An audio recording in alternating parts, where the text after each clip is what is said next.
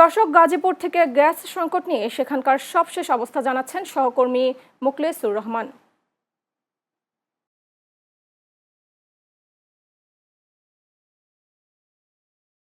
সুমি, আপনি জানেন যে সারা দেশে কিন্তু তীব্র গ্যাস সংকট রয়েছে। গাজীপুর জেলার বিভিন্ন এলাকায় কিন্তু একই অবস্থা।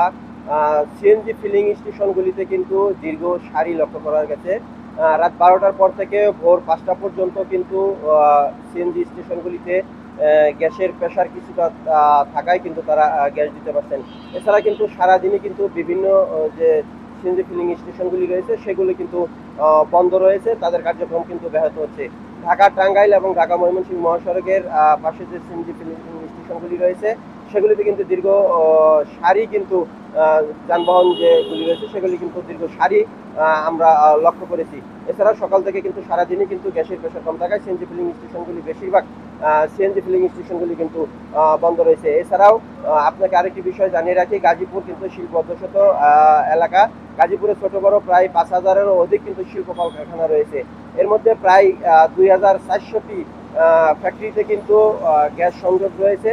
এই গ্যাসের প্রেশার কম থাকায় কিন্তু তাদের উৎপাদন ব্যাহত হচ্ছে। আমি বেশ কয়েকটি কারখানা কর্তৃপক্ষের সঙ্গে কথা বলেছি, তারা আসলে যেমনটি জানিয়েছেন, বিশেষ করে ডাইং এবং প্রিন্টিং সেকশনে কিন্তু তারা কাজে খুবই ব্যাঘাত করছে গ্যাস প্রেশার কম থাকার কারণে। তারা দিনের বেলা বন্ধ রেখে রাত্রে কিন্তু চালু রাখছেন।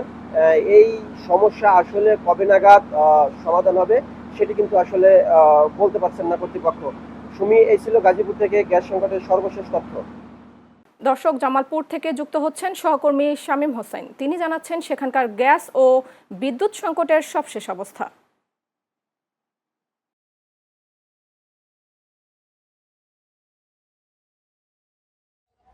সুমি, আপনাকে জানিয়ে রাখি, জামালপুরের 7টি উপজেলা সহ শেরপুর, কুড়িগ্রামের রৌমারী, রাজীবপুর, টাঙ্গাইল ও সিরাজগঞ্জের কিছু অংশ নিয়ে 18টি উপজেলায় তীব্র বিদ্যুৎ সংকটে চরম ভোগান্তিতে রয়েছেন প্রায় 8 লাখ গ্রাহক।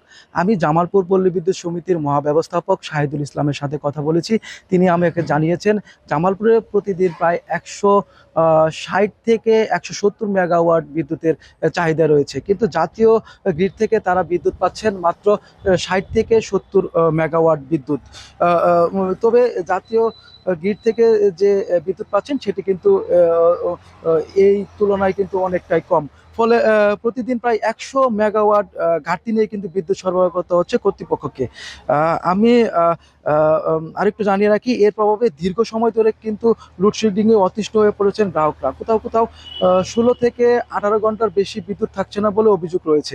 তীব্র গরম ও ব্যবসা আবহাওয়ায় সবচেয়ে বেশি দুর্ভোগে পড়েছেন শিশু, বয়স্ক ও রোগীরা। বিদ্যুৎ সংকটে ব্যাহত হচ্ছে ব্যবসা বাণিজ্য, কৃষিকাজ এবং শিক্ষার্থীদের লেখাপড়া। জাতীয় গ্রিড থেকে যদি বিদ্যুৎ সরবরাহ সঠিকভাবে পাওয়া যায় তাহলে কিন্তু এই সমস্যা কাটিয়ে উঠতে পারবে বলে জানিয়েছেন জামালপুর পল্লী বিদ্যুৎ সমিতির মহাব্যবস্থাপক। এই ছিল জামালপুর থেকে বিদ্যুৎ নিয়ে সর্বশেষ।